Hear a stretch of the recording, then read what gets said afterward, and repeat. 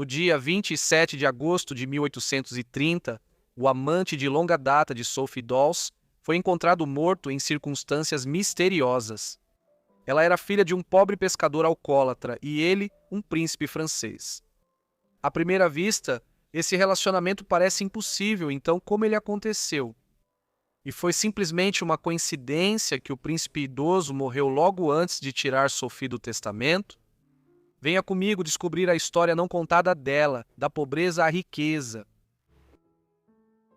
Sophie Dawes nasceu em 29 de setembro de 1790 em St. Helens, na ilha de Wight, na costa sul da Inglaterra. Ela veio de circunstâncias difíceis.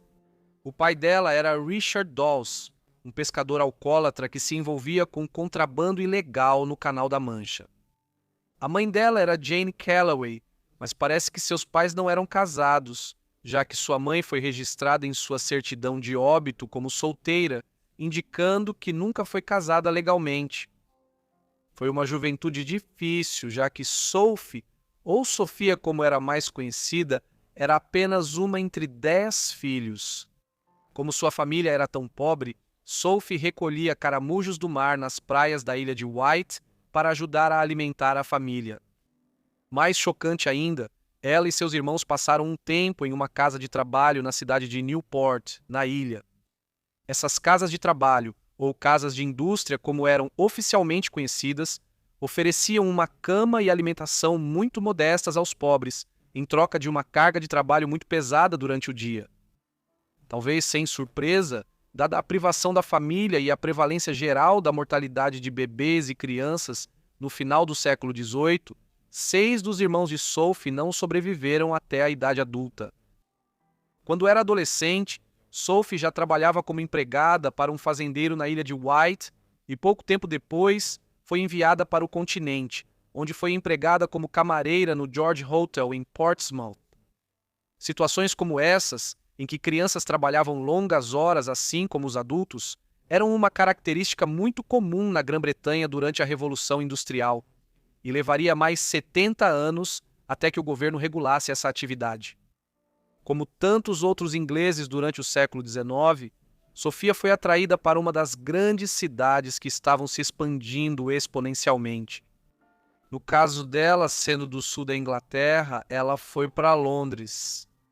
Aqui, ela se tornou assistente de uma chapeleira, fazendo e vendendo chapéus, mas perdeu esse emprego depois de entrar em um relacionamento aparentemente ilícito com um carregador de água casado.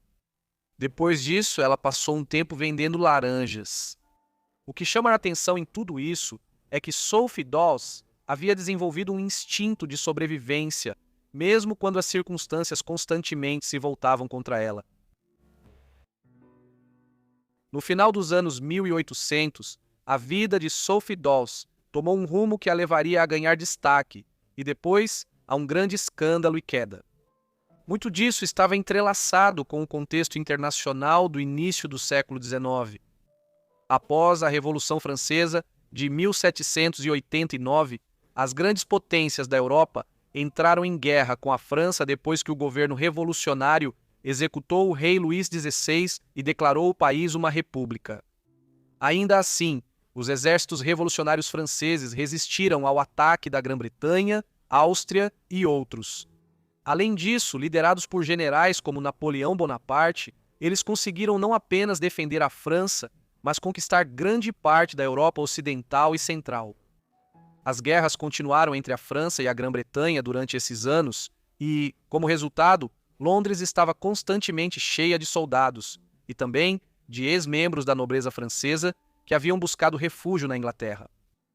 Foi com um desses soldados, na verdade um oficial do exército, que Sofia iniciou um relacionamento em algum momento do final do século XIX, quando ela tinha cerca de 18 anos. Ela se tornou amante dele e se mudou para a casa dele em Turnham Green, na cidade.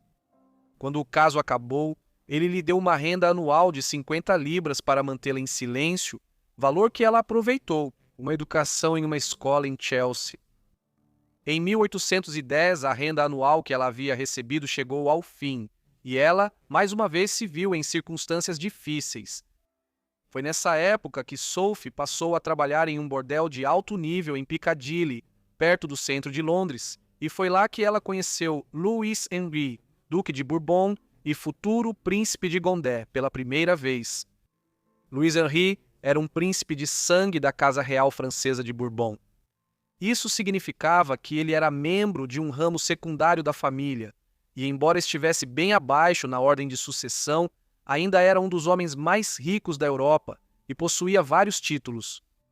Logo no início da Revolução, após a execução de seu primo, o rei Luís XVI, ele liderou um exército dentro da França em oposição ao governo revolucionário. Mas, eventualmente, à medida que o governo revolucionário consolidou seu controle sobre a França, ele partiu para a Inglaterra e passou a residir em Londres. Enquanto estava na capital inglesa, ele começou a frequentar o mesmo bordel em Piccadilly, onde Sophie havia fixado residência. E, certa noite, um criado do duque lhe apontou a garota da ilha de Wight. Outros também haviam se interessado por ela, e Luís Henrique teve que participar de um estranho jogo de cartas com dois aristocratas ingleses para decidir quem a teria como amante. O duque venceu. Tudo isso aconteceu em 1810.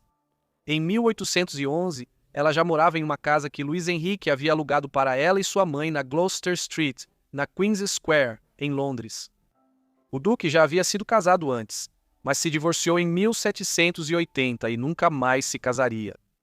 Assim, o relacionamento não era propriamente um caso extraconjugal, mas foi mantido em segredo pelo fato de ela ser uma plebeia e ele de sangue real francês, além de ser 34 anos mais velho que ela. Enquanto morava na rua Gloucester, ela começou a estudar línguas clássicas e modernas, filosofia e como se adaptar à sociedade da corte, tendo sido designado como seu tutor o Abbé Briand. Apesar de lhe proporcionar uma renda generosa de 8.000 libras por ano, o duque acabou se cansando dela e então partiu para a Espanha, onde se envolveu em outro relacionamento com uma senhorita Harris. Em 1814, as guerras napoleônicas chegaram em grande parte ao fim depois que a decisão desastrosa de Napoleão de invadir a Rússia, em 1812, saiu pela culatra e todas as suas conquistas pela Europa foram tiradas dele. Após se render, ele foi brevemente preso em 1814 e até mesmo uma tentativa de escapar e se impor novamente como governante da França terminou em fracasso em 1815. Como resultado, a partir de 1814, os nobres e realistas franceses que haviam se estabelecido em cidades como Londres e Viena, desde a década de 1790, começaram a retornar para Paris. Aqui, o irmão de Luís XVI, que havia sido executado, foi restaurado ao trono como rei Luís XVIII. Sofia agora foi para lá e conseguiu voltar a conquistar a confiança de Luís Henrique. Para evitar qualquer escândalo e para tornar sua presença na corte legítima, o duque organizou um casamento entre Sophie e um oficial da Guarda Real Francesa, Adrien Victor de Fouché, que aconteceu em Londres no dia 6 de agosto de 1818. Louis Henri, que agora era o príncipe de Condé, chegou a torná-lo barão e ela baronesa como parte do acordo. O novo barão aparentemente não tinha conhecimento algum das circunstâncias do relacionamento de Sophie e do príncipe e foi levado a acreditar que ela era filha natural dele e viúva de um tal Richard Clark. Feito isso, o príncipe nomeou o marido dela como ajudante de campo e concedeu a ela um dote de cerca de 200.000 francos. Sophie agora entrou para a sociedade francesa e se tornou uma conhecida socialite parisiense, sendo até bem recebida na corte, mas tudo isso logo desmoronaria.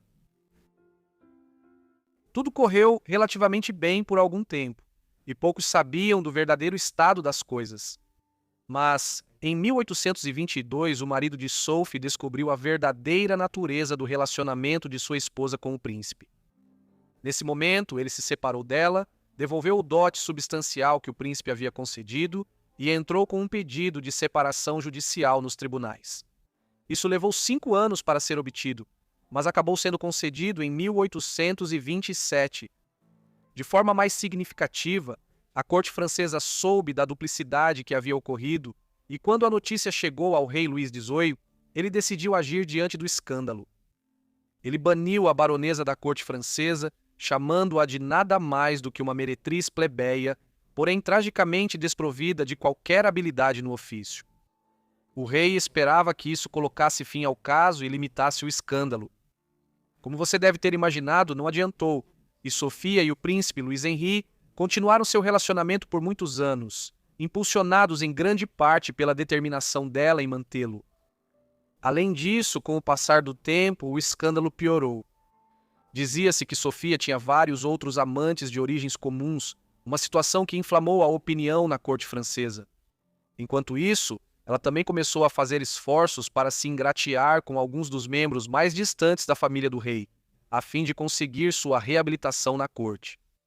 Isso incluía o sobrinho do rei e seu primo, Luís Filipe, duque de Orleans. Embora essas intervenções não tenham conseguido sua restauração na corte, ela agora fez amizade com o jovem filho do duque de Orleans, Henri Eugène, duque de Ormaux, e logo começou a planejar seu próximo passo.